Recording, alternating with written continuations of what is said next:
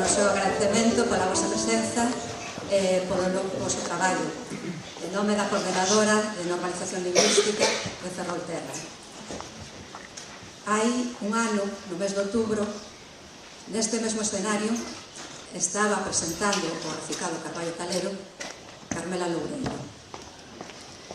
Uns meses despois, cando foi a exposición da poesía e imaxe, era eu quen subía aquí porque Carmela xa estaba moi enferma e facía votos para que se restablecese e para que pudese estar moi asiña connosco. Xa sabedes que non puido ser. Entón, cando alguén desaparece,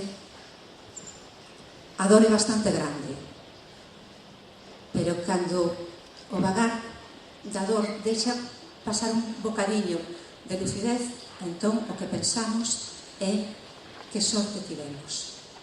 Que sorte tivemos de ter coñecido a unha persoa como Carmela, que sorte tivemos de ter traballado con ela e que sorte tivemos de que ela dedicase o seu traballo fundamentalmente aos demais e a favor da nosa lingua.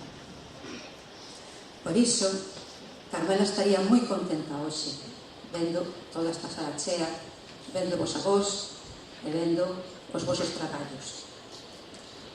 Hai unha cousa que sempre lembro de Carmela. Cando nos desfalecíamos, cando nos xa non podíamos máis, ela viña e dicíamos: veña, sodes vos, que estades vellos, non se vos ocorra botarlle a culpa aos rapaces, Os rapaces sempre fan cousas, sempre están dispostos, sempre teñen imaginación. Sodes vos, que xa estades a morar polo chan, veña.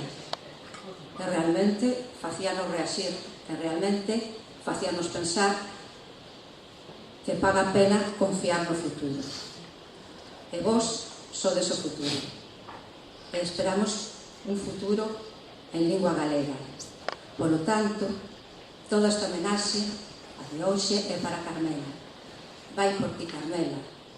E con todo o noso agradecemento por teres existido. Pido vos un aplauso moi grande para Carmela.